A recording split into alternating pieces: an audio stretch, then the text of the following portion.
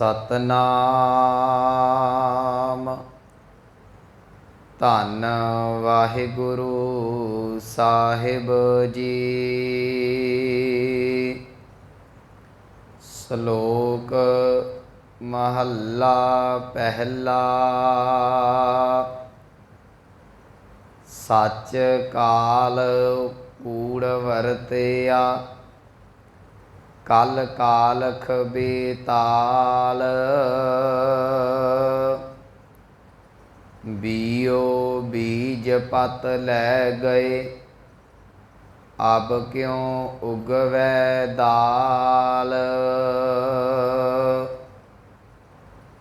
जे एक होए तां उगवै रुती हूरत होए। नानक पाहै बाहरा कोरै रंग ना सोए। भै विच खुंब चढ़ाई है शर्म पाहो तन होए। नानक भगति जे रपै कूड़ै सोए ना कोए। वाहिगुरु जी का खालसा वाहिगुरु जी की फतेह। परम सन्मानयोग साहिब श्री गुरु ग्रंथ साहिब महाराज जी दी पावन हजूरी दे अंदर सुभाएमान सतसंगी जनों वडभागे हो जो सतगुरां दी रहमत बख्शिश हासिल कर रहे जे। चल रही लड़ीवार विचार आसा की दीवार। आप जी ने जो अमृत बचन सरवण कीता है यह 11वीं पौड़ी दे नाल पहला श्लोक जो धन गुरु नानक साहब महाराज जी के मुखार बिंद तो उचारण किया होया उसका मूल पाठ है। 10 पौड़ियां की विचार हो चुकी है। इस 11वीं पौड़ी दे नाल 3 श्लोक ने ते तिन्ने ही गुरु नानक साहब महाराज जी के मुखार बिंद तो उचारण किए हुए ने। पौड़ी दे विच सतगुरु समझाउंदे ने कि हे प्रभु मनुख दे हत्थ दे विच कुछ नहीं। जे कोई चंगे पासे लगता है तो तू लाउना है, जे कोई मंदे पासे लगता है तो वह भी तू लाउना है। पर इन्नी गल जरूर है जिन्हां दे उत्ते तू किरपा कर दिंदा है वो तेरा नाम जपना शुरू कर देंदे ने। सतगुरां ने पौड़ी च बख्शिश की धुर कर्म जिन्हां को तुध पाया तां तिन्नी खसम ते आया। जिन्हां नूं तू बख्शिश की उन्हां ने तेनू जपया। पर की सारियां ने परमात्मा नूं जपया? सतगुरु कहंदे नहीं। जपण वास्ते तुरे ते बड़े जाने पर रस्ते दे विच जिहड़े ने वो विकारां दा, वो झूठ दा, वो दलिद्दरपुणे दा शिकार होके रह गए। वो किहड़ियां चीज़ां दा शिकार होए? सतगुरां ने 3 श्लोकां दे विच उन्हां दा जिक्र कीता है। अज विचार अधीन पहला श्लोक है। इहदे विच सतगुरु समझा रहे ने, कहण लगे हे प्रभु मनुख दे अंदर नाम दा बीज तां पुंगरना सी जे वो साबित हुंदा। कहंदे कलयुग दा इहो जिहा भयानक समा आया हर पासे कूड़ दा पसारा होके रह गया। सच किते नज़र नहीं आउंदा। कूड़ दे विच पिया होया मनुख दुचित्तेपन दा शिकार हो गया। जिहड़ा दुचित्तेपन दा शिकार हो गया सतगुरु कहंदे मैनू दसो वो अंदर परमात्मा नूं किवें ध्यान सकदा सी, उहदा अंदर किवें टिक सकदा है। दूसरी गल सतगुरां ने इस श्लोक दे विच कही, कहण लगे जिवें एक कोरे कपड़े नूं पाहा लाउण तो बिना रंग चाढ़न दा यतन करिए ते कहण लगे कपड़ा वो रंग नहीं फड़दा। जिहड़ा मनुख परमात्मा दे भै अदब दे नाल अपने आप नूं खुंबे नहीं चाढ़दा, कहण लगे जिहदे अंदर भगती दा रंग नहीं वो किवें शोभा पाएगा। ये 2 गल्लां मेरे सतगुरां ने अज दे श्लोक दे विच वरतियां ने ते इहदा श्लोक दा तत्त भाव इक्को ही है कि नानक भगती जे रपै कूड़ै सोए ना कोए। कहण लगे जिहड़ा जीव भगती दे नाल रंगिया गया उहदे तक कूड़ दी सोए दा अर्थ है खबर भी नहीं पहुँचती। ਉਹ ਕੂੜ ਦੀ ਸ਼ਿਕਾਰ ਨਹੀਂ ਹੁੰਦਾ, ਉਹ ਕੂੜ ਵਾਲੇ ਪਾਸੇ ਕੋਈ ਨਹੀਂ ਜਾਂਦਾ। ਪਰ ਮਨੁੱਖ ਕੂੜ ਵਾਲੇ ਪਾਸੇ ਗਿਆ ਕਿਉਂ? ਜਿਵੇਂ ਦਿਨ ਸੀ ਨਾ, ਦਿਨ ਛੁਪਿਆ ਤੇ ਰਾਤ ਆਈ ਨਾ। ਜੇ ਚਾਨਣ ਖਤਮ ਹੋਇਆ ਤੇ ਹਨੇਰਾ ਆਇਆ, ਚੰਗਿਆਈ ਖਤਮ ਹੋਈ ਤੇ ਬੁਰਿਆਈ ਆਈ। ਮੇਰੇ ਸਤਿਗੁਰੂ ਕਹਿ ਲਗੇ ਹਾਂ, ਇਹਦਾ ਕਾਰਨ ਇੱਕ ਸੀ ਕਿ ਸਾਰੇ ਪਾਸਿਓਂ ਸੱਚ ਦਾ ਕਾਲ ਪੈ ਗਿਆ। ਸੱਚ ਦਾ ਹੁਣ ਕਾਲ ਕਿਵੇਂ ਪੈਂਦਾ? ਮੈਂ ਵਿਚਾਰ ਸਾਂਝੇ ਕਰਨ ਤੋਂ ਪਹਿਲਾਂ ਇਹ ਜਿਹੜੇ ਨੇ ਉਹ ਗੁਰੂ ਗ੍ਰੰਥ ਸਾਹਿਬ 'ਚੋਂ ਜਾਂ ਇੱਕ ਦੋ ਉਦਾਹਰਨਾਂ ਭਾਈ ਸਾਹਿਬ ਦੀਆਂ ਦੇਣੀਆਂ ਚਾਹੁੰਦਾ। ਕਾਲ ਕਿਵੇਂ ਪੈਂਦਾ ਹੈ? ਮੰਨ ਲਓ ਅਨਾਜ ਦਾ ਕਹਿ ਦਿੱਤਾ ਜਾਂਦਾ ਹੈ, ਪੁਰਾਣੇ ਸਮੇਂ 'ਚ ਅਨਾਜ ਦਾ ਕਾਲ ਪੈ ਜਾਂਦਾ ਸੀ। ਮੀਂਹ ਨਾ ਪੈਣਾ, ਫਸਲ ਨਾ ਹੋਣੀ, ਕਾਲ ਪੈ ਗਿਆ। ਜਾਂ ਬੀਜ ਨਾ ਹੋਣਾ, ਸੌਖਾ ਕਰ ਲਈਏ, ਜਦੋਂ ਬੀਜ ਹੀ ਨਾ ਬੀਜਿਆ ਜਾਵੇਗਾ ਉਸ ਚੀਜ਼ ਦਾ ਕਾਲ ਪੈ ਜਾਂਦਾ, ਉਹਦਾ ਖਾਤਮਾ ਹੋ ਜਾਂਦਾ ਹੈ। ਹੁਣ ਜਿਨ੍ਹਾਂ ਨੇ ਰੂਹਾਨੀਅਤ ਦਾ ਬੀਜ ਬੀਜਣਾ ਸੀ, ਜਿਨ੍ਹਾਂ ਨੇ ਨਾਮ ਦਾ ਬੀਜ ਬੀਜਣਾ ਸੀ, ਉਹਨਾਂ ਨੇ ਹੀ ਜੀਵਨ ਦੇ ਵਿੱਚ ਬੀਜ ਨੂੰ ਛੱਡ ਕੇ ਤੇ ਕੂੜ ਨੂੰ ਪ੍ਰਧਾਨਤਾ ਦੇ ਦਿੱਤੀ। ਸੱਚ ਦਾ ਕਾਲ ਤੇ ਆਪਣੇ ਆਪ ਹੀ ਪੈਣਾ ਸੀ। ਉਹਨਾਂ ਸਮਿਆਂ ਦੇ ਵਿੱਚ ਤਿੰਨ ਪ੍ਰਮੁੱਖ ਜਿਹੜੇ ਇੱਥੇ ਧਾਰਮਿਕ ਆਗੂ ਰਹਿ ਰਹੇ ਨੇ, ਉਹਨਾਂ ਦੇ ਵਿੱਚ ਇੱਕ ਪੰਡਤ ਹੈ ਹਿੰਦੂ ਮਤ ਦਾ, ਇੱਕ ਮੁੱਲਾ ਮੌਲਾਨਾ ਕਾਜੀ ਹੈ ਇਸਲਾਮ ਮਤ ਦਾ, ਇੱਕ ਜੋਗੀ ਹੈ ਯੋਗ ਮਤ ਦਾ। ਇਹਨਾਂ ਤਿੰਨਾਂ ਨੇ ਸਮਾਜ ਨੂੰ ਕੋਈ ਰਾਹ ਦੱਸਣਾ ਸੀ, ਪਰ ਮੇਰੇ ਸਤਿਗੁਰੂ ਕਹਿਣ ਲੱਗੇ ਇਹ ਤਿੰਨਾਂ ਨੇ ਹੀ ਜਿਹੜਾ ਸੀ ਸਮਾਜ ਨੂੰ ਲੁੱਟਣਾ ਸ਼ੁਰੂ ਕਰ ਦਿੱਤਾ। ਇਹਨਾਂ ਨੇ ਸੱਚ ਦਾ ਬੀਜ ਬੀਜਣਾ ਸੀ ਨਾ, ਇਹਨਾਂ ਨੇ ਧਰਮ ਦਾ ਬੀਜ ਬੀਜਣਾ ਸੀ, ਪਰ ਉੱਥੇ ਕੀ ਕੀਤਾ ਕਿ ਜਿਹੜਾ ਜੋਗੀ ਹੈ, ਜਿਹੜਾ ਕਾਜੀ ਹੈ ਤੇ ਜਾਂ ਜਿਹੜਾ ਪੰਡਤ ਹੈ, ਇਹਨਾਂ ਨੇ ਕੂੜ ਨੂੰ ਪ੍ਰਧਾਨਤਾ ਦੇ ਦਿੱਤੀ ਤੇ ਅੰਦਰੋਂ ਸੱਚ ਜਿਹੜਾ ਸੀ ਕਿਤੇ ਨਾ ਕਿਤੇ ਉੱਡ ਕੇ ਜਿਹੜਾ ਸੀ ਦੂਰ ਹੋ ਗਿਆ। ਤੇ ਮੇਰੇ ਸਤਿਗੁਰੂ ਗੁਰੂ ਨਾਨਕ ਸਾਹਿਬ ਮਹਾਰਾਜ ਜੀ ਨੇ ਆਪਣੀ ਬਾਣੀ ਦੇ ਵਿੱਚ ਖਾਸ ਕਰਕੇ ਭਾਈ ਗੁਰਦਾਸ ਜੀ ਹੁਣਾਂ ਨੇ ਜਿਸ ਵੇਲੇ ਗੁਰੂ ਨਾਨਕ ਸਾਹਿਬ ਸਿੱਧਾਂ ਦੇ ਨਾਲ ਬਚਨ ਬਿਲਾਸ ਕਰਦੇ ਨੇ, ਉਦੋਂ ਇਹ ਗੱਲਾਂ ਨੂੰ ਜ਼ਿਕਰ ਕਰਕੇ ਸਾਡੇ ਸਾਹਮਣੇ ਰੱਖਿਆ ਹੈ। ਸਿੱਧਾਂ ਦੇ ਨਾਲ ਸਤਿਗੁਰਾਂ ਦਾ ਮਿਲਾਪ ਹੁੰਦਾ ਹੈ ਤੇ ਸਿੱਧ ਪੁੱਛਦੇ ਨੇ ਕਿ ਨਾਨਕ ਜੀ ਤੁਹਾਡਾ ਜਿਹੜਾ ਜੀਵਨ ਉਹ ਤੋਂ ਪ੍ਰਤੀਤ ਹੁੰਦਾ ਹੈ ਕਿ ਤੁਸੀਂ ਕਲਯੁਗ ਦਾ ਪਾਰ ਉਤਾਰਾ ਕਰ ਦਿਓਗੇ। ਭਾਵ ਜਿਹੜਾ ਕਲਯੁਗ ਦਾ ਹੈ, ਕਲਾ ਦਾ ਕਲੇਸ਼ ਪਿਆ ਹੋਇਆ ਹੈ, ਜਿਸ ਕਲਯੁਗ ਦੇ ਵਿੱਚ ਨਾਮ ਤੋਂ ਜਨਤਾ ਦੂਰ ਹੋਈ ਫਿਰਦੀ ਹੈ, ਸਾਨੂੰ ਲੱਗਦਾ ਉਹ ਜਿਹੜੀ ਹੈ ਤੁਸੀਂ ਇੱਕ ਚੀਜ਼ ਦਾ ਖਾਤਮਾ ਕਰ ਦਿਓਗੇ, ਨਾਮ ਨੂੰ ਪ੍ਰਧਾਨਤਾ ਦਿਓਗੇ। ਪਰ ਸਾਨੂੰ ਇੱਕ ਗੱਲ ਦੱਸੋ ਕਿ ਇਹ ਕਲਯੁਗ ਦਾ ਪ੍ਰਭਾਵ ਆਇਆ ਕਿਵੇਂ? ਜੋ ਕਲਯੁਗ ਤੁਸੀਂ ਕਹਿ ਰਹੇ ਜੇ, ਸਮਾਜ ਦਾ ਹਾਲ ਕੀ ਹੈ? ਉੱਥੇ ਮੇਰੇ ਸਤਿਗੁਰਾਂ ਨੇ ਇੱਕ ਗੱਲ ਕਹੀ, ਕਹਿਣ ਲੱਗੇ ਪੰਡਤ ਜੀ, ਜੋਗੀ ਜੀ ਧਿਆਨ ਨਾਲ ਸੁਣੋ। ਕਹਿਣ ਲੱਗੇ ਅਸਲ ਦੇ ਵਿੱਚ ਜਿਹੜਾ ਕਲਯੁਗ ਆਉਣ ਦਾ ਕਾਰਨ ਇਹ ਹੈ ਕਿ ਜਿਹੜਾ ਸੱਚ ਸੀ ਉਹ ਕਿਤੇ ਨਾ ਕਿਤੇ ਅਲੋਪ ਹੋ ਗਿਆ। ਜਦੋਂ ਸੱਚ ਅਲੋਪ ਹੋਵੇਗਾ ਤੇ ਝੂਠ ਦਾ ਉੱਥੇ ਆਣ ਕੇ ਪ੍ਰਧਾਨਤਾ ਉਹਨੂੰ ਮਿਲ ਜਾਵੇਗੀ। ਸਤਿਗੁਰੂ ਕਹਿ ਲਗੇ ਤੁਸੀਂ ਸਹੀ ਗੱਲ ਕਰਨੀ ਸੀ ਧਰਮ ਦੀ, ਤੁਸੀਂ ਜਿਹੜੇ ਨੇ ਸਿੱਧ ਜਿਹੜੇ ਨੇ ਉਹ ਪਰਬਤਾਂ ਦੇ ਵਿੱਚ ਆ ਕੇ ਬੈਠ ਗਏ। ਜੋਗੀਆਂ ਨੇ ਗੱਲ ਕਰਨੀ ਸੀ ਰੱਬ ਦੀ, ਜੋਗੀਆਂ ਨੇ ਤਨ ਦੇ ਉੱਤੇ ਜਿਹੜੀ ਸੀ ਸਵਾਹ ਮਾਲੀ। ਕਹਿ ਲੱਗੇ ਜਿਹੜੇ ਧਰਮ ਨੂੰ ਦਇਆ ਨੇ ਬਚਾਉਣਾ ਸੀ, ਉਹ ਧਰਮ ਜਿਹੜਾ ਹੈ ਉਹ ਧੌਲ ਜਿਹੜਾ ਹੈ ਧਰਮ ਦੇ ਥੱਲੇ ਹੋਇਆ, ਲੋਕਾਂ ਦੇ ਪਾਪਾਂ ਥੱਲੇ ਲਤਾੜਿਆ ਹੋਇਆ ਵਿਚਾਰਾ ਅੱਜ ਪੁਕਾਰ ਕਰਦਾ ਪਿਆ ਹੈ। ਸੱਚੇ ਗੁਰੂ ਤੋਂ ਬਿਨਾਂ ਕਲਯੁਗ ਦਾ ਇੰਨਾ ਕੁ ਪ੍ਰਭਾਵ ਹੈ ਕਿ ਸਾਰਾ ਸੰਸਾਰ ਮਾਨੋ ਝੂਠ ਦੀ ਅੱਗ ਦੇ ਵਿੱਚ, ਝੂਠ ਦੇ ਚਿੱਕੜ ਦੇ ਵਿੱਚ ਡੁੱਬਦਾ ਜਾ ਰਿਹਾ ਹੈ। ਉਹ ਅਸੀਂ ਭਾਈ ਸਾਹਿਬ ਦੀ ਪੌੜੀ ਪੜ੍ਹਦੇ ਹਾਂ ਜੀ, ਫਿਰ ਪੁੱਛਣ ਸਿੱਧ ਨਾਨਕਾ ਮਾਤ ਲੋਕ ਵਿੱਚ ਕਿਆ ਵਰਤਾਰਾ। ਮੇਰੇ ਕਹਿਣ ਦਾ ਭਾਵ ਇਹੋ ਹੀ ਹੈ ਕਿ ਇਹ ਕਿਉਂ ਕਲਯੁਗ ਦਾ ਸਮਾਂ ਆਇਆ, ਕਿਉਂ ਕਾਲ ਵਰਤਿਆ, ਸੱਚ ਕਿਉਂ ਦੂਰ ਹੋ ਗਿਆ ਤੇ ਝੂਠ ਕਿਉਂ ਆਣ ਕੇ ਪ੍ਰਧਾਨਤਾ ਦਿੱਤੀ ਜਾਂਦੀ ਹੈ। ਸਤਿਗੁਰੂ ਕਹਿਣਗੇ ਫਿਰ ਪੁੱਛ, ਇਹ ਭਾਈ ਸਾਹਿਬ ਦੇ ਬਚਨ ਨੇ, ਕਹਿਣਗੇ ਫਿਰ ਪੁੱਛਣ ਸਿੱਧ ਨਾਨਕਾ ਮਾਤ ਲੋਕ ਵਿੱਚ ਕਿਆ ਵਰਤਾਰਾ। ਸਭ ਸਿੱਧੀ ਇਹ ਬੁੱਝਿਆ ਕਲ ਤਾਰਨ ਨਾਨਕ ਅਵਤਾਰਾ। ਬਾਬਾ ਆਖੇ ਨਾਥ ਜੀ ਸੱਚ ਚੰਦਰਮਾ ਕੂੜ ਅੰਧਿਆਰਾ। ਕਹਿ ਲਗੇ ਕੂੜ ਅਮਾਵਸ ਪਰਸਰਿਆ ਹਉ ਭਾਲਣ ਚੜਿਆ ਸੰਸਾਰਾ। ਅਮਾਵਸ ਕਹਿੰਦੇ ਨੇ ਮੱਸਿਆ ਦੀ ਰਾਤ ਨੂੰ, ਕਹਿੰਦੇ ਜਿਵੇਂ ਮੱਸਿਆ ਦੀ ਕਾਲੀ ਬੋਲੀ ਰਾਤ ਹੁੰਦੀ ਹੈ, ਇੱਦਾਂ ਲੋਕਾਂ ਦੀ ਜੀਵਨ ਜਿਹੜੇ ਨੇ ਉਹ ਸੱਚ ਤੋਂ ਬਿਨਾਂ ਕਾਲੇ ਬੋਲੇ ਹੋਏ ਪਏ ਨੇ। ਕਿਉਂ ਹੋਏ ਪਏ ਨੇ? ਕਹਿ ਲਗੇ ਪਾਪ ਗਿਰਾਸੀ ਪ੍ਰਿਥਵੀ ਧੌਲ ਖੜਾ ਤਰ ਹੇਠ ਪੁਕਾਰਾ। ਜਿਸ ਪ੍ਰਿਥਵੀ ਨੂੰ ਧਰਮ ਨੂੰ ਜਿਹੜਾ ਸੀ ਉਹ ਦਇਆ ਨੇ ਸਹਾਰਾ ਦੇਣਾ ਸੀ, ਉਹਦੇ ਉੱਤੇ ਪਾਪ ਇੰਨਾ ਕੁ ਵੱਧ ਗਿਆ। ਜਿਹੜੇ ਧੌਲ ਧਰਮ ਦੇ ਥੱਲੇ ਧਰਤੀ ਜਿਹੜੀ ਸੀ ਉੱਤੇ ਟਿਕੀ ਹੋਈ ਸੀ, ਉਹ ਹੁਣ ਵਿਚਾਰਾ ਬਲਦ, ਧਰਮ ਰੂਪੀ ਬਲਦ ਪੁਕਾਰ ਪਿਆ ਕਰਦਾ ਹੈ। ਪਾਪ ਗਿਰਾਸੀ ਪ੍ਰਿਥਵੀ ਧੌਲ ਖੜਾ ਤਰ ਹੇਠ ਪੁਕਾਰਾ।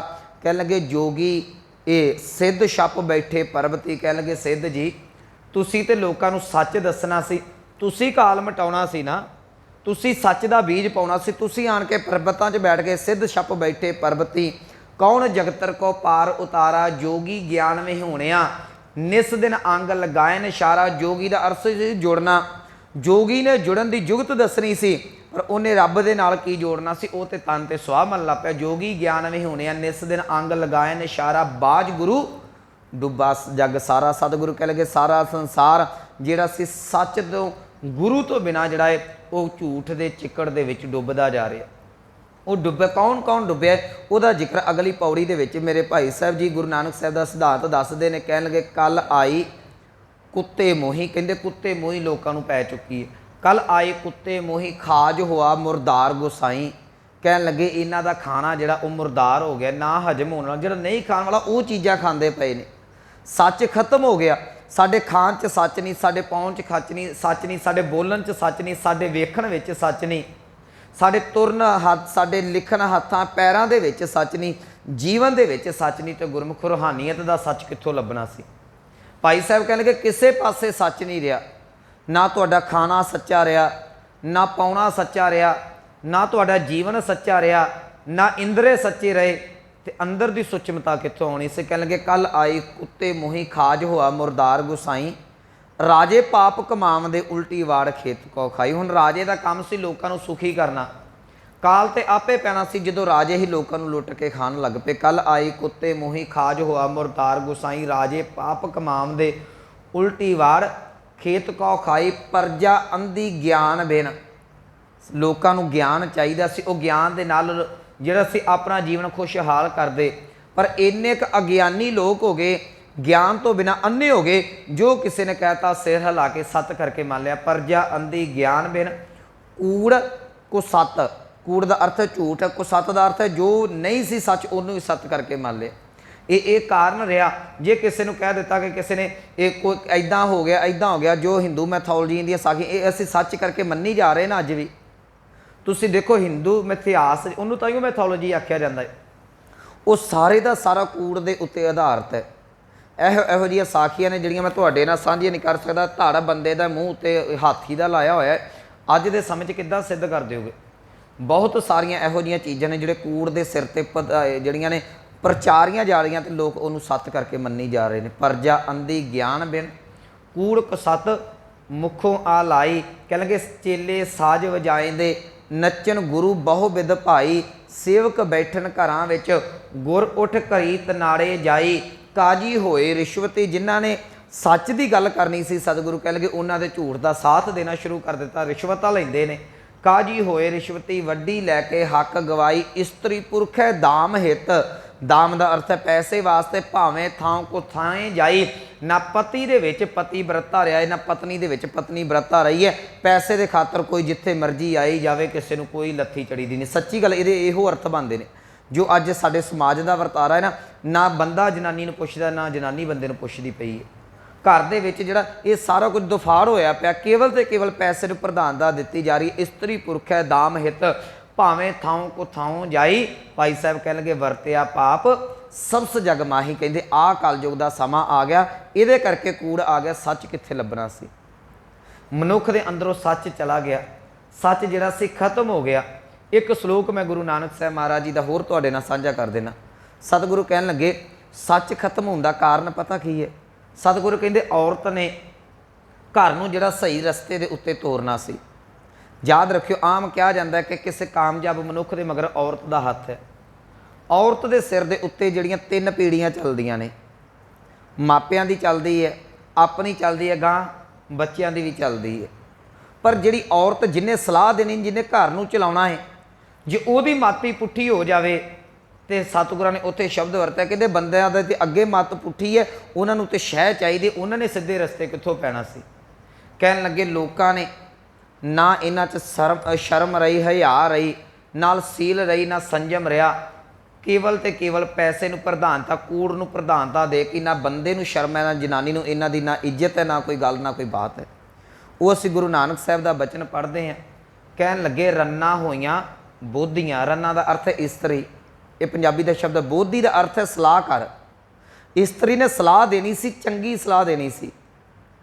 देखो इस्तरी नूं माड़ा नहीं कहा इत्थे, इस्तरी ने सलाह देनी सी पर सलाह पुठी देन लग पई। कह लगे रन्ना होइयां बोधियां पुरुष होए सयाद। सयाद का अर्थ करांगे शिकारी। भाव अर्थ करांगे जालम। कहते बंदा तो जालम है, बंदा उदा ही जड़ा बड़ा जालम हुंदा है। घर च कोई भी गल होवे ना, बंदा गुस्से च हुंदा ते जनानी समझाउंदी है कि नहीं असीं इदां दा कोई कर्म नहीं करना, कले कलेश नहीं पाउणा, इहनूं खत्म कीता जावे। क्योंकि औरत दा दिल एक कोमलता दा प्रतीक है। सतगुरु कह लगे जिन्हें कोमलता जिन्हें प्यार फैलाउणा सी वो पुट्ठियां सलाहां पई दिंदी है। रन्ना होईयां बोधियां पुरुष होए सयाद, सील संयम सुच भन्नी। सील का अर्थ है मिठा सुभाव, संयम का अर्थ है जीवन की जुगत, जीवन को संयम दे विच रखना। औरत ने संयम ते संयमता दे नाल परिवार नूं अगे लैके चलना सी। अज औरत दे अंदर ही संयमता नहीं रही, बंदे नूं किन्ने सलाह देनी सी। सील संयम सुच भन्नी, खाना खाज आहाज। आहाज कहते जिहड़ा ना हजम होने वाला, कहते भैणा तू वो खाना बना के देना सी जिहड़ा मत भी सीधी रखदा, जिहड़ा तन नूं भी रिष्ट पुष्ट रखदा। तू खाना ही वो पकाउण लगी, ना शरीर नूं हजम होया ते जिन्हें मन दे विच भी विकार पैदा कर दिते। सील संयम सुच भन्नी, खाना खाज आहाज। सतगुरु कहणगे शर्म कया कर अपने। कहते शर्म किते दूर चली गई, पत उठ चली नाल। पत का अर्थ है इज्जत। जिथे शर्म ना रहूगी उत्थे इज्जत कदी आण के टिकदी नहीं। इज्जत उन्हां दी हुंदी है जिन्हां दे कोल शर्म हिया होवे। सतगुरु कहंदे ना बंदे कोल इज्जत है, ना जनानी कोल इज्जत है, ना इन्हां नूं शर्म है, ते ना इज्जत कित्थों आउणी सी। शर्म गया कर अपने, पत उठ चली नाल। नानक सच्चा एक है और ना सच्चा भाल। कहंदे जे तू सच्चा वेखना ते परमात्मा रह चुका है। केवल ते केवल परमात्मा तो सिवाय दुनिया दे विच सारे पासे कूड़ दा ही पसारा हो रहा है। सच दा काल पै चुका है, जिन्हों अज गुरु नानक साहब महाराज जी बख्शिश करते हैं। महला श्लोक महला पहला, ये गुरु नानक साहब महाराज जी का श्लोक है। सतगुरु कह लगे सच काल कूड़ वरत्या। सच का अर्थ है वो रूहानीयत का सच, चलो जिहदी विचार चलती आ रही है। काल का अर्थ है काल पै जाना, घाटा पै जाना। कहते सच का काल पै चुका है। हुण जो सच का काल पै गया, कूड़ वरत्या तो कूड़ का प्रभाव अपने आप ही वधना सी। अज तो कुछ घड़ियां पहलां, कुछ घंटे पहलां चिट्टा दिन सी। चिट्टे दिन दे विच तुसीं देखदे हनेरे नूं किते जगह नहीं मिलती। ज्यों ज्यों चानन का प्रभाव घटदा गया, सूरज का प्रभाव घटदा गया, त्यों त्यों हनेरा पसर रहा है। हनेरा हो ही जा रहा ना। शामां वेले हनेरा घट सी, हुण हनेरा वध है, घड़ी नूं होर हनेरा वध जाना है। जदों सच का सूरज लुक जाएगा ना, उदों हनेरे का समा आ जाएगा, कूड़ अमावस जिहड़ा वो परसर जाएगा। सतगुरु कह लगे सच काल कूड़ वरत्या। कह लगे मनुखता के जीवन के विचों सच खत्म हो गया। अज सच साडा राजनीति दे विच नहीं रहा। चलो राजनीति चलती झूठ के सिर ते है। राजनीति च झूठ है तो बंदा प्रवान कर सकता है। दूसरे नंबर ते समाजिक पक्ष है साडा। समाज दे विच थोड़ा बहुता झूठ जिहड़ा वो भी प्रवान किया जा सकता है, बर्दाश्त किया जा सकता है, चल सकता है। पर सच का जिन्हें हौका देना सी धर्म का, जो धर्म ही झूठ के उत्ते आधारित हो गया तो याद रखियो फिर कूड़ का पसारा सी। जिथों झूठ ने भजना सी उत्थे झूठ आण के प्रधानगी करन बैठ गया तो सच विचारा कित्थे जांदा। गुरु घरां दे विचों मंदिर मस्जिद धार्मिक अस्थानां तो सच की आवाज़ देनी सी ना। अज जिथों सच की आवाज़ देनी सी उत्थे सच के शब्दां थल्ले भी कूड़ ही पसर रहा है। की कीता जाऊगा? एक राजनीतिक मनुख झूठ बोलदा मुबारक है, राजनीति कूड़ दे उत्ते आधारित है। एक धर्मी मनुख कूड़ बोलदा, झूठ बोलदा है, ये बर्दाश्त करन दे जिहड़ा वो लायक नहीं हैगा। शर्म वाली गल है। अज धार्मिक पुरुष जिहड़े ने, धार्मिक लोग जिहड़े ने, वो झूठ का सहारा लै रहे हैं। अज जिन्हां ने सच का चानन देना सी, अज जिन्हां ने सच की गल करनी सी, सतगुरु कह लगे उहिओ भाई साहब वाली गल जी, काजी होए रिश्वती, पैसे लैके सारे का सारा कुछ चुप किया जा रहा है। सतगुरु कह लगे सच काल कूड़ वरत्या। सच का काल पै गया तो कूड़ का वरतारा हो गया। हर पासे झूठ ने अपने पैर जमा ले। सच काल कूड़ वरत्या। कल कालख, कल का अर्थ है कालयुग, कालख का अर्थ होंदा काली शाही दाग। कहते जो कूड़ का वरतारा लगा ना, इस संसार नूं फिर कालयुग के नाम की जिहड़ी सी विकारां की कालख लगी। जो विकारां की कालख लगी, अगे शब्द है बेताल। कहते जो विकारां की कालख लगी तो मनुख बेताला हो गया, भाव अपनी सूझ-बूझ गवा चुका। बेताल का अर्थ होंदा जिहड़े ताल तो खुंझ जावे, जिन्हों अकल ना रह जाए, जिन्हों सही ते गलत का कोई फर्क ना रह जाए। ये आम भाषा दे विच उहनूं भूत कह दिता जाता है। सतगुरु कह लगे कलयुग का वेखो इहो जिहा लोको समा आया, हर पासे झूठ पसर रहा है। ਇੰਨਾ ਕੁ ਝੂਠ ਪਸਰ ਚੁੱਕਾ ਹੈ, ਸੱਚ ਨਜ਼ਰ ਨਹੀਂ ਆ ਰਿਹਾ। ਨਾ ਸੱਚ ਨਜ਼ਰ ਆਉਣ ਕਰਕੇ ਸਤਿਗੁਰੂ ਕਹਿਣ ਲੱਗੇ ਸਾਰੇ ਪਾਸੇ ਭੂਤ ਜਿੰਨ ਇਕੱਠੇ ਹੋਏ ਫਿਰਦੇ ਨੇ, ਕਲ ਕਾਲਖ ਬੇਤਾਲ, ਹਰ ਪਾਸੇ ਜਿਹੜੇ ਉਹ ਭੂਤ ਪ੍ਰੇਤਾਂ ਦਾ ਬੋਲ ਬਾਲਾ ਹੈ। ਤੇ ਮੈਂ ਬੜੀ ਵਾਰੀ ਇੱਕ ਗੱਲ ਕਹਿੰਦਾ ਹੁੰਦਾ ਕਿ ਭੂਤ ਨਹੀਂ ਹੈਗੇ, ਪ੍ਰੇਤ ਨੂੰ ਗੁਰਮਤ ਨਹੀਂ ਮੰਨਦੀ। ਪਰ ਇੱਕ ਸਲੋਕ ਹੈ ਗੁਰੂ ਨਾਨਕ ਸਾਹਿਬ ਦਾ, ਸਤਿਗੁਰੂ ਕਹਿੰਦੇ ਭੂਤ ਹੈਗੇ ਨੇ, ਪਰ ਉਹ ਕਿਹੜੇ ਨੇ? ਉਹ ਉਹਨਾਂ ਦੀਆਂ ਸ਼ਕਲਾਂ ਕੁਝ ਹੋਰ ਨੇ।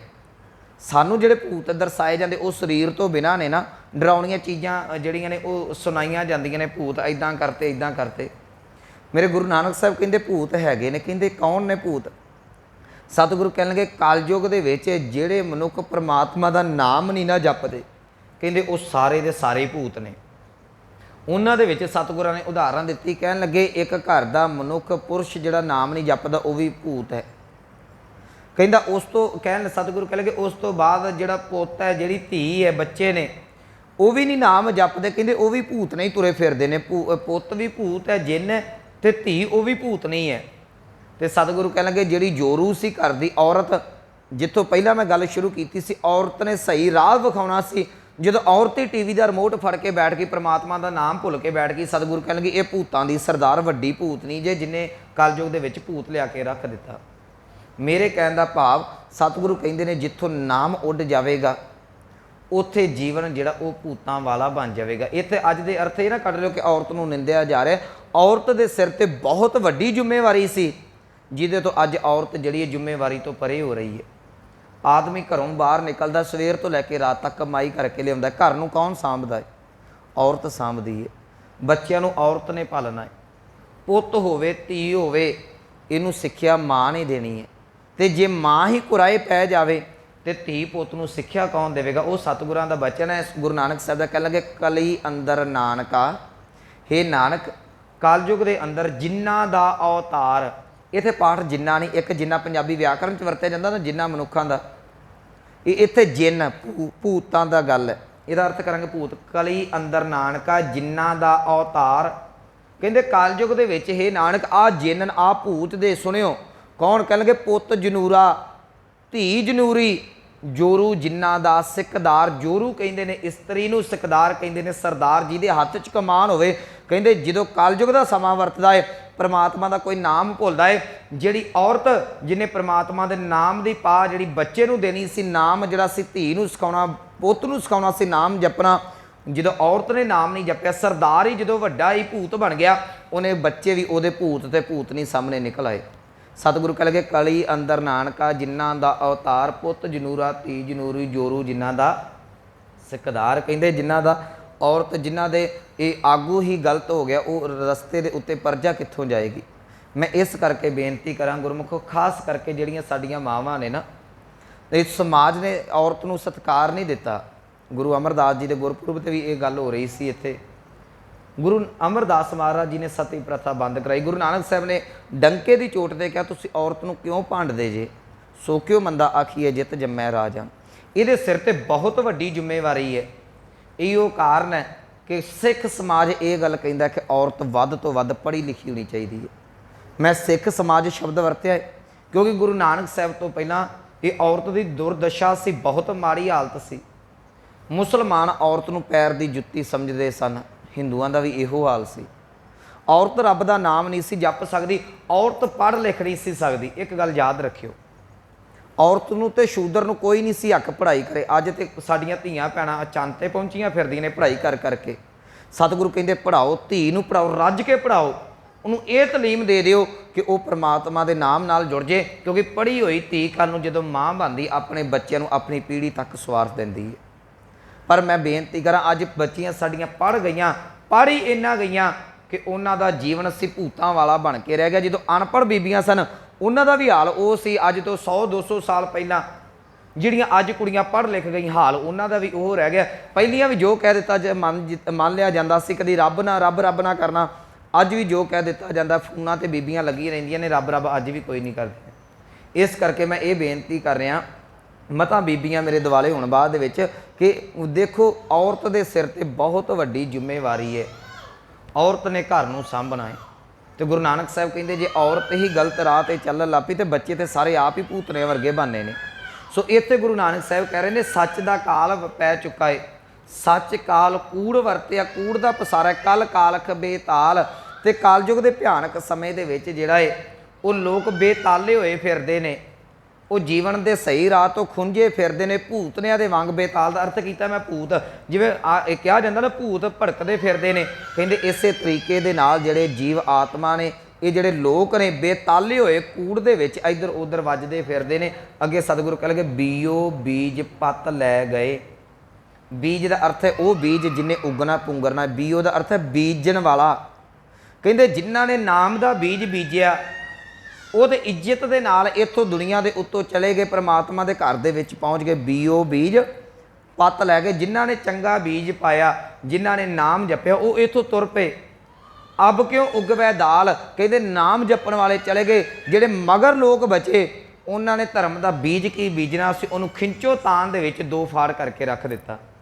ਇੱਕ ਚੀਜ਼ ਹੈ, ਕੋਈ ਫਰੂਟ ਲਾ ਲਓ ਜਾਂ ਕੋਈ ਵਸਤੂ ਲਾ ਲਓ, ਇੱਕ ਸਾਰ ਰਵੇਗੀ। ਆ ਢੋਲਕੀ ਤੁਹਾਡੇ ਸਾਹਮਣੇ ਪਈ ਹੈ, ਚਲੋ ਉਦਾਹਰਨ ਸੌਖੀ ਕਰ ਦੇਣਾ। ਇਹ ਢੋਲਕੀ ਹੈ, ਇਹਨੂੰ ਇੱਕ ਜਣਾ ਵਜਾਏਗਾ ਤਾਂ ਵੱਜੇਗੀ। ਇਹਨੂੰ ਇੱਕ ਇੱਧਰੋਂ ਖਿੱਚ ਲਓ, ਇੱਕ ਇੱਧਰ ਨੂੰ ਖਿੱਚ ਲਓ, ਦੋ ਫਾੜ ਹੋ ਗਈ, ਵੱਜਣੀ ਥੋੜ੍ਹੀ ਹੈ।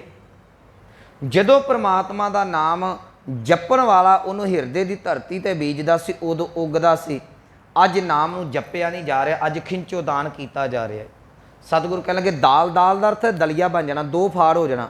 ਜਿਵੇਂ ਛੋਲਿਆਂ ਦੇ ਦੋ ਫਾੜ ਹੋਣ ਤੇ ਛੋਲਿਆਂ ਦੀ ਦਾਲ ਬਣ ਜਾਂਦੀ ਹੈ, ਚਾਰ ਫਾੜ ਹੋ ਜਾਣ ਤੇ ਉਹਨੂੰ ਦਲੀਆ ਕਹਿ ਦਿੱਤਾ ਜਾਂਦਾ। ਹੋਰ ਬਰੀਕ ਕਰ ਦਿਓ ਤੇ ਉਹਦਾ ਆਟਾ ਬਣ ਜਾਂਦਾ ਹੈ। ਜਦੋਂ ਵੀ ਕਿਸਾਨ ਬੀਜੇਗਾ ਬੀਜ ਸਾਬਤ ਹੀ ਉਗਦਾ ਹੈ। ਕਦੀ ਕਿਸੇ ਨੇ ਆਟਾ ਪੈਲੀ 'ਚ ਖਿਲਾਰਿਆ ਵੀ ਆਟਾ ਖਿਲਾਰ ਦਈਏ ਕਣਕ ਉੱਗ ਪਏਗੀ, ਦਲੀਆ ਖਿਲਾਰ ਦਈਏ ਦਲ ਖਿਲਾਰ ਦਈਏ, ਨਹੀਂ, ਉਹ ਨਹੀਂ ਉੱਗੇਗਾ। ਸਤਿਗੁਰੂ ਕਹਿਣਗੇ ਬੀਓ ਬੀਜ ਪੱਤ ਲੈ ਗਏ। ਜਿਨ੍ਹਾਂ ਨੇ ਪਰਮਾਤਮਾ ਦੇ ਨਾਮ ਦਾ ਬੀਜ ਬੀਜਿਆ ਉਹ ਇੱਥੋਂ ਇੱਜ਼ਤ ਮਾਣ ਦੇ ਨਾਲ ਚਲੇ ਗਏ। ਪਰ ਜਿਨ੍ਹਾਂ ਨੇ ਪ੍ਰਮਾਤਮਾ ਦੇ ਨਾਮ ਨੂੰ ਜਪਣਾ ਛੱਡ ਕੇ ਕੇਵਲ ਤੇ ਕੇਵਲ ਖਿੱਚਣਾ ਸ਼ੁਰੂ ਕਰ ਦਿੱਤਾ, ਕਹਿੰਦੇ ਉਹਨਾਂ ਨੇ ਨਾਮ ਨੂੰ ਦਲੀਆ ਬਣਾ ਕੇ ਰੱਖ ਦਿੱਤਾ। ਮਨ ਦੁਚਿੱਤੇਪਨ ਦੇ ਵਿੱਚ ਪੈ ਗਿਆ। ਸਤਿਗੁਰੂ ਕਹਿ ਲਗੇ ਅਬ ਕਿਉਂ ਉਗਵੈ ਦਾਲ। ਮੈਨੂੰ ਦੱਸ ਭਲਿਆ ਹੁਣ ਇਹ ਨਾਮ ਦਾ ਬੀਜ ਕਿਵੇਂ ਉੱਗ ਸਕਦਾ ਹੈ? ਜੇ ਇੱਕ ਹੋਏ ਤਾਂ ਉਗਵੈ। ਕਹਿੰਦੇ ਬੀਜ ਇਕੱਠਾ ਹੋਏਗਾ ਤੇ ਉੱਗੂਗਾ ਨਾ, ਜਿਹੜਾ ਬੀਜ ਦੋ ਫਾੜ ਹੋ ਗਿਆ ਉਹ ਨਹੀਂ ਉੱਗੇਗਾ। ਜੇ ਇੱਕ ਹੋਏ ਤਾਂ ਉਗਵੈ ਰੁੱਤੀ ਹੂ ਰੁੱਤ ਹੋਏ। ਕਹਿੰਦੇ ਪਹਿਲੀ ਗੱਲ ਬੀਜ ਸਾਬਤ ਹੋਣਾ ਚਾਹੀਦਾ ਹੈ, ਦੂਸਰੀ ਗੱਲ ਜਿਹੜੀ ਉਹ ਰੁੱਤ ਬਹਾਰ ਹੋਣੀ ਚਾਹੀਦੀ ਹੈ। ਆਮ ਜਦੋਂ ਅਸੀਂ ਬੀਜ ਬੀਜਦੇ ਹਾਂ ਨਾ, ਉਹਦੇ 'ਚ ਲਈ ਤਿੰਨ ਚੀਜ਼ਾਂ ਵੇਖੀਆਂ ਜਾਂਦੀਆਂ, ਇੱਕ ਪੈਲੀ ਦਾ ਵੱਤਰ, ਦੂਸਰੀ ਰੁੱਤ ਤੇ ਤੀਸਰਾ ਚੰਗਾ ਬੀਜ। ਚੰਗਾ ਬੀਜ ਹੋਵੇ, ਪੈਲੀ ਵੱਤਰ 'ਚ ਨਾ ਹੋਵੇ, ਬੀਜ ਤਾਂ ਵੀ ਨਹੀਂ ਉੱਗਦਾ। ਚੰਗਾ ਬੀਜ ਹੋਵੇ, ਪੈਲੀ ਵੱਤਰ 'ਚ ਹੋਵੇ, ਰੁੱਤ ਨਾ ਹੋਵੇ, ਬੀਜ ਤਾਂ ਵੀ ਨਹੀਂ ਉੱਗਦਾ। ਹੁਣ ਅੱਜ ਤੁਸੀਂ ਮੂਲੀਆਂ ਬੀਜੋ ਉੱਗਣਗੀਆਂ, ਬੇਭਾਰੀਆਂ ਹੋਣਗੀਆਂ, ਨਹੀਂ ਉੱਗਣਗੀਆਂ, ਜ਼ਮੀਨ ਨਹੀਂ ਪੈਦਾ ਕਰੇਗੀ। ਉਹੀਓ ਜ਼ਮੀਨ ਹੈ ਪਰ ਨਹੀਂ। ਹੁਣ ਕੱਦੂ ਚੱਲ ਰਹੇ ਨੇ, ਘੀਆ ਚੱਲ ਰਿਹਾ ਹੈ, ਖੀਰੇ ਤਰ੍ਹਾਂ ਚੱਲ ਰਹੇ ਨੇ, ਜੋ ਜ਼ਮੀਨ ਸਾਨੂੰ ਦੇ ਰਹੀ ਹੈ। ਸੋ ਸਤਿਗੁਰੂ ਕਹਿਣਗੇ ਰੁੱਤੀ ਹੂ ਰੁੱਤ ਹੋਏ। ਮੈਂ ਬੇਨਤੀ ਕਰ ਰਿਹਾ ਸਾਂ, ਜੇ ਬੀਜ ਸਹੀ ਹੈ, ਵੱਤਰ ਨਹੀਂ ਹੈਗਾ, ਬੀਜ ਤਾਂ ਵੀ ਨਹੀਂ ਉੱਗਣਾ। ਜੇ ਬੀਜ ਸਹੀ ਹੈ, ਵੱਤਰ ਹੈ, ਰੁੱਤ ਨਹੀਂ ਹੈਗੀ, ਬੀਜ ਤਾਂ ਵੀ ਨਹੀਂ ਉੱਗਣਾ। ਬੀਜ ਤਾਂ ਉੱਗਦਾ ਵੱਤਰ ਵੀ ਹੋਵੇ, ਰੁੱਤ ਵੀ ਹੋਵੇ, ਬੀਜ ਵੀ ਸਹੀ ਹੋਵੇ। ਅੱਜ ਸਤਿਗੁਰੂ ਕਹਿਣ ਲੱਗੇ ਭਲਿਆ ਇੱਕ ਤੇ ਤੇਰਾ ਬੀਜ ਜਿਹੜਾ ਮਨ ਸੀ ਨਾ, ਜਿਹਨੇ ਨਾਮ ਦਾ ਬੀਜ ਬੀਜਣਾ ਸੀ, ਉਹ ਦੋ ਫੜ ਹੋਈ ਫਿਰਦਾ ਏ। ਦੂਸਰੀ ਗੱਲ ਜਿਹੜੀ ਹੈ ਤੇ ਤੂੰ ਇੱਧਰ ਉੱਧਰ ਭੜਕਦਾ ਫਿਰਦਾ, ਉਹ ਕਿੱਦਾਂ ਉੱਗੇਗਾ? ਜੇ ਤੂੰ ਬੀਜ ਨੂੰ ਬੀਜਣਾ ਹੈ, ਇੱਕ ਮਨ ਚਿੱਤ ਹੋ ਜਾ, ਇੱਕ ਮਨ ਨੂੰ ਇੱਕ ਥਾਂ ਤੇ ਟਿਕਾ ਲਾ। ਤੇ ਦੂਸਰਾ ਕਹਿਣਗੇ ਰੁੱਤੀ ਹੂੰ ਰੁੱਤ। ਕਹਿੰਦੇ ਆਹ ਕਾਲਯੁਗ ਦਾ ਰੁੱਤ ਦਾ ਸਮਾਂ, ਜਿਹਦੇ ਵਿੱਚ ਤੂੰ ਪ੍ਰਮਾਤਮਾ ਦਾ ਨਾਮ ਜਪ ਸਕਦਾ, ਜਿਹਦੇ 'ਚ ਨਾਮ ਬੀਜ ਸਕਦਾ। ਇਹ ਜਿਹਦੇ ਵਿੱਚ ਬਾਣੀ ਨੇ ਵੀ ਕਿਹਾ ਕਿ ਕੱਲ ਕੇਵਲ ਨਾਮ ਆਧਾਰ। ਚਾਰ ਯੁੱਗ ਗਿਣੇ ਜਾਂਦੇ ਨੇ, ਇਹ ਚੌਂ ਯੁੱਗਾਂ ਦਾ ਹਿਸਾਬ ਇਹ ਹੈ ਜੀ। ਕਲਯੁੱਗ ਦੇ ਵਿੱਚ ਪ੍ਰਮਾਤਮਾ ਦੇ ਨਾਮ ਨੂੰ ਪ੍ਰਧਾਨਤਾ ਹੈ। ਪਹਿਲਾਂ ਪੂਜਾ ਕੀਤੀ ਜਾਂਦੀ ਸੀ, ਇਹ ਦਾਨ ਪੁੰਨ ਕੀਤੇ ਜਾਂਦੇ ਸਨ, ਵੱਡੇ ਵੱਡੇ ਜੱਗ ਕੀਤੇ ਜਾਂਦੇ ਸਨ, ਲੋਕ ਜਤੀ ਸਤੀ ਹੁੰਦੇ ਸਨ। ਇਹ ਬੜਾ ਕੁਛ ਸੀ ਪੁਰਾਣੇ ਯੁੱਗਾਂ ਦੇ ਵਿੱਚ। ਉਹਨਾਂ ਦੇ ਵਿੱਚ ਨਾਮ ਜਪਣਾ ਬੜਾ ਔਖਾ ਸੀ, ਬੜੇ ਬੜੇ ਔਖੇ ਕਰਮ ਕਰਨੇ ਪੈਂਦੇ, ਵੱਡੇ ਵੱਡੇ ਜੱਗ ਕਰਨੇ ਪੈਂਦੇ ਸਨ। ਅੱਜ ਦੇ ਹਿਸਾਬ ਨਾਲ ਕਰੋੜਾਂ ਰੁਪਈਆਂ ਦਾ ਖਰਚਾ ਹੁੰਦਾ ਸੀ। ਮਾੜਾ ਬੰਦਾ ਕਿੱਥੋਂ ਧਰਮੀ ਬਣਦਾ। ਹੁਣ ਕਲਯੁੱਗ ਦਾ ਇੰਨਾ ਕੁ ਸੌਖਾ ਕਰ ਦਿੱਤਾ ਕਿ ਤੂੰ ਜਿੱਥੇ ਵੀ ਬੈਠਾ ਹੋਇਆ ਉੱਥੇ ਬੈਠ ਕੇ ਪਰਮਾਤਮਾ ਦਾ ਨਾਮ ਜਪ, ਤੂੰ ਉੱਥੇ ਹੀ ਪ੍ਰਵਾਨ ਹੋ ਜਾਏਗਾ। ਕੱਲ ਕੇਵਲ ਨਾਮ ਆਧਾਰ। ਇੱਥੇ ਹੋਰ ਕਿਸੇ ਕਰਮ ਨੂੰ ਪ੍ਰਧਾਨਤਾ ਨਹੀਂ ਦਿੱਤੀ ਗਈ। ਮੈਨੂੰ ਮਾਫ ਕਰਿਓ, ਸੇਵਾ ਕਰਨੀ, ਪੁੰਨ ਦਾਨ ਕਰਨਾ ਮਾੜਾ ਨਹੀਂ, ਮੈਂ ਪਿਛਲੇ ਦਿਨ ਵੀ ਇਹਦਾ ਜ਼ਿਕਰ ਆਇਆ, ਪਰ ਸਭ ਤੋਂ ਜ਼ਰੂਰੀ ਕਲਯੁੱਗ ਦੇ ਵਿੱਚ ਨਾਮ ਹੈ, ਕਿਉਂਕਿ ਇਹ ਨਾਮ ਦੀ ਰੁੱਤ ਹੈ। ਇੱਕ ਅਬ ਕਲੂ ਆਇਓ ਰੇ, ਇੱਕ ਨਾਮ ਬੋਵੋ ਬੋਵੋ। ਸਤਿਗੁਰੂ ਕਹਿੰਦੇ ਕਲਯੁੱਗ ਦਾ ਸਮਾਂ ਆ ਗਿਆ, ਰੁੱਤ ਆ ਗਈ ਹੈ। इस रुੱਤ ਦੇ ਵਿੱਚ परमात्मा ਦਾ ਨਾਮ ਹੀ ਉੱਗੇਗਾ। ਜੇ ਹੋਰ ਕੋਈ ਤੂੰ ਕਰਮ ਬੀਜਣ ਦਾ ਯਤਨ ਕਰੇਗਾ ਉਹਨੂੰ ਜਿਹੜੇ ਪੰਛੀ ਚੁਗ ਕੇ ਲੈ ਜਾਣਗੇ, ਬੇਬਾਰਾ ਨਹੀਂ ਉੱਗੇਗਾ। ਤੂੰ ਕਰਮ ਜਿੰਨੇ ਮਰਜ਼ੀ ਬੀਜੀ ਜਾ, ਇਹ ਦਾਨ ਪੁੰਨ ਜਿੰਨਾ ਮਰਜ਼ੀ ਕਰੀ ਜਾ, ਉਹ ਫਲੀਭੂਤ ਨਹੀਂ ਹੋਣਾ ਜਿੰਨਾ परमात्मा ਦਾ ਨਾਮ ਫਲੀਭੂਤ ਹੁੰਦਾ ਹੈ। ਤੇ ਤੁਸੀਂ ਪਰਤਾ ਕੇ ਵੇਖਿਓ, ਮਹੀਨਾ ਭਰ ਲੋਕਾਂ ਤੇ ਦਾਨ ਕਰ ਦਿਓ, ਕਦੀ ਚਿੜੀਆਂ ਨੂੰ ਦਾਣਾ ਪਾ ਦਿਓ, ਕਦੀ ਇੱਧਰ ਪਾਤਾ, ਤੇ ਉਹਨਾਂ ਸਮਾਂ ਤੁਸੀਂ ਘੰਟਾ ਘੰਟਾ ਬਹਿ ਕੇ ਨਾਮ ਜਪ ਲਿਓ, ਰਿਜ਼ਲਟ ਤੁਹਾਨੂੰ ਮਿਲ ਜਾਏਗਾ। मैं समय ਦੇ ਵਿੱਚ ਰਵਾਂ। सतगुरु ਕਹਿਣ ਲੱਗੇ ਜੇ ਇੱਕ ਹੋਏ ਤਾਂ ਉਗਵੈ, ਜੇ 20 ਸਾਬਤ ਹੋਵੇ, ਇੱਕ ਮਨ ਚਿਤ ਹੋਵੇ ਤਾਂ ਉਗਣਾ, ਰੁੱਤੀ ਹੂ ਰੁੱਤ ਹੋਏ। ਅੱਗੇ सतगुरु ਕਹਿਣ ਲੱਗੇ ਨਾਨਕ ਪਾਹੈ ਬਾਹਰਾ ਕੋਰੇ ਰੰਗ ਨਾ ਸੋਏ। ਕਹਿਣ ਲੱਗੇ ਜਿਸ ਕੱਪੜੇ ਨੂੰ, ਇਹਨੂੰ ਥੋੜਾ ਜਿਹਾ ਆਪਾਂ ਸਮਝ ਲਈਏ, ਨਾਨਕ ਪਾਹੇ ਬਾਹਰਾ ਕੋਰੇ ਰੰਗ ਨਾ ਸੋਏ, ਭੈ ਵਿੱਚ ਖੁੰਬ ਚੜਾਈ ਹੈ ਸ਼ਰਮ ਪਾਹੋ ਤਨ ਹੋਏ। ਇਹ ਦੋ ਸ਼ਬਦ ਆਏ ਨੇ, ਇੱਕ ਪਾਹਾ ਆਈ ਹੈ, ਇੱਕ ਖੁੰਬ ਆਇਆ ਹੈ। ਜਦੋਂ ਲਲਾਰੀ ਕੱਪੜੇ ਨੂੰ ਰੰਗਦਾ ਹੈ ਨਾ, ਕੱਪੜੇ ਨੂੰ ਰੰਗਣ ਤੋਂ ਪਹਿਲਾਂ ਉਹਨੂੰ ਫੜਕੜੀ ਆਦਿਕ ਦੀ ਜਿਹੜੀ ਪਾਹ ਲਾਈ ਜਾਂਦੀ ਹੈ, ਪਾਣੀ ਦੇ ਵਿੱਚ ਫੜਕੜੀ ਪਾ ਕੇ ਰਿੰਨਿਆ ਜਾਂਦਾ, ਉਹਨੂੰ ਪਾਹ ਲਾਉਣੀ ਕਿਹਾ ਜਾਂਦਾ ਹੈ। ਤੇ ਜਿਹਨੂੰ ਉਹ ਪਾਹ ਲਾ ਦਿੱਤੀ ਜਾਵੇ, ਫਿਰ ਪੱਕਾ ਰੰਗ ਪਾਇਆ ਜਾਵੇ, ਤੇ ਉਹ ਕੱਪੜੇ ਨੂੰ ਰੰਗ ਜ਼ਿਆਦਾ ਫੜਦਾ ਹੈ। ਕਈ ਕੱਪੜੇ ਪੱਕੇ ਰੰਗ ਵਾਲੇ ਹੁੰਦੇ ਨੇ ਨਾ, ਉਹਨੂੰ ਫੜਕੜੀ ਆਦਿ ਦੀ ਪਾਹ ਪਾਈ ਜਾਂਦੀ ਹੈ। ਦੂਸਰਾ ਸ਼ਬਦ ਹੈ ਇੱਥੇ ਖੁੰਬ। ਖੁੰਬ ਦਾ ਅਰਥ ਹੈ ਕਿ ਜਿਹੜਾ ਪਾਹ ਵਾਲਾ ਪਾਣੀ ਹੈ, ਉਹਨੂੰ ਭਾਂਡੇ ਦੇ ਵਿੱਚ, ਜਿਸ ਭਾਂਡੇ 'ਚ ਪਾਇਆ ਜਾਂਦਾ ਹੈ, ਉਹ ਕੀ ਕੀਤਾ ਜਾਂਦਾ, ਭਾਂਡੇ ਦੇ ਉੱਤੇ ਕੱਪੜਾ ਰੱਖ ਕੇ ਭਾਫ ਦਵਾਈ ਜਾਂਦੀ ਹੈ ਤਾਂ ਜੋ ਰੰਗ ਪਕੜ ਕਰ ਜਾਵੇ, ਉਹਨੂੰ ਖੁੰਬ ਚਾੜਨਾ ਕਿਹਾ ਜਾਂਦਾ ਹੈ। ਇੱਥੇ ਦੋ ਜ਼ਿਕਰ ਆ ਗਏ ਨੇ, ਮੈਂ ਹੁਣ ਇਹਦੇ ਅਰਥ ਕਰ ਦੇਵਾਂ। ਨਾਨਕ ਪਾਹੈ ਬਾਹਰਾ, ਕਹਿੰਦੇ ਜਿਸ ਕੱਪੜੇ ਨੂੰ ਪਾ ਨਾ ਦਿੱਤੀ ਜਾਵੇ, ਕੋਰੇ ਰੰਗ ਨਾ ਸੋਏ, ਉਸ ਕੋਰੇ ਕੱਪੜੇ ਨੂੰ ਰੰਗ ਨਹੀਂ ਜ਼ਿਆਦਾ ਚੜੇਗਾ, ਉਹਦਾ ਰੰਗ ਪੱਕਾ ਨਹੀਂ ਹੋਵੇਗਾ। ਭੈ ਵਿੱਚ ਖੁੰਬ ਚੜਾਈ ਹੈ। ਸਤਿਗੁਰੂ ਕਹਿਣਗੇ ਪ੍ਰਮਾਤਮਾ ਦੇ ਨਾਮ ਦੇ ਅਦਬ ਦੀ, ਉਹਦੇ ਨਾਮ ਦੇ ਡਰ ਭੈ ਦੀ ਜਿਹੜੀ ਖੁੰਬ ਦੇ ਉੱਤੇ ਚਾੜ ਦੇ, ਸ਼ਰਮ ਪਾਹੋ ਤਨ ਹੋਏ। ਸ਼ਰਮ ਦਾ ਅਰਥ ਹੈ ਉਦਮ, ਉਦਮ ਦੀ ਇਹਨੂੰ ਪਾ ਦੇ ਦੇ। ਨਾਨਕ ਭਗਤੀ ਜੇ ਰਪੈ, ਜੇ ਇਸ ਤਰੀਕੇ ਦੇ ਨਾਲ ਭਗਤੀ ਦਾ ਰੰਗ ਤੇਰੇ ਉੱਤੇ ਚੜ ਗਿਆ ਨਾ, ਕੂੜੈ ਸੋਏ ਨਾ ਕੋਏ। ਸਤਿਗੁਰੂ ਕਹਿਣਗੇ ਫਿਰ ਕੂੜ ਦਾ ਜਿਹੜਾ ਹੈ ਉਹ ਤੇਰੇ ਕੋਲ ਖਬਰ ਵੀ ਨਹੀਂ ਪਹੁੰਚੇਗੀ, ਤੇਰਾ ਜੀਵਨ ਕੂੜ ਤੋਂ ਬਚ ਕੇ ਸੱਚ ਵਾਲੇ ਪਾਸੇ ਪਹੁੰਚ ਜਾਵੇਗਾ। ਇਹ ਪੰਕਤੀਆਂ ਦੋ ਨੂੰ ਆਪਾਂ ਫਿਰ ਕੱਲ ਵਾਚਾਂਗੇ, ਕਿਉਂਕਿ ਸਮਾਂ ਹੋ ਗਿਆ। ਇਹ ਮਨੁੱਖ ਕਿਵੇਂ ਆਪਣੇ ਆਪ ਨੂੰ ਰੰਗਦਾ ਹੈ, ਇਹਦੇ ਅਖੀਰਲੀ ਪੰਕਤੀਆਂ ਦੀ ਵਿਚਾਰ ਡਿਟੇਲ ਆਪਾਂ ਕੱਲ ਸਾਂਝੀ ਕਰਾਂਗੇ। ਇੰਨੀਆਂ ਬੇਨਤੀਆਂ ਪ੍ਰਵਾਨ ਹੋਈਆਂ, ਭੁੱਲਾਂ ਗਲਤੀਆਂ ਦੀ ਖਿਮਾ। ਆਓ ਪਾਵਨ ਪੰਕਤੀਆਂ ਦਾ ਜਾਪ ਸਰਵਣ ਕਰਕੇ ਸਮਾਪਤੀ ਕਰੀਏ। ਭੈ ਵਿੱਚ ਖੁੰਬ ਚੜਾਈ ਹੈ, ਸ਼ਰਮ ਪਾਹੋ ਤਨ ਹੋਏ। ਨਾਨਕ ਭਗਤੀ ਜੇ ਰਪੈ, ਕੂੜੈ ਸੋਏ ਨਾ ਕੋਏ। ਵਾਹਿਗੁਰੂ ਜੀ ਕਾ ਖਾਲਸਾ, ਵਾਹਿਗੁਰੂ।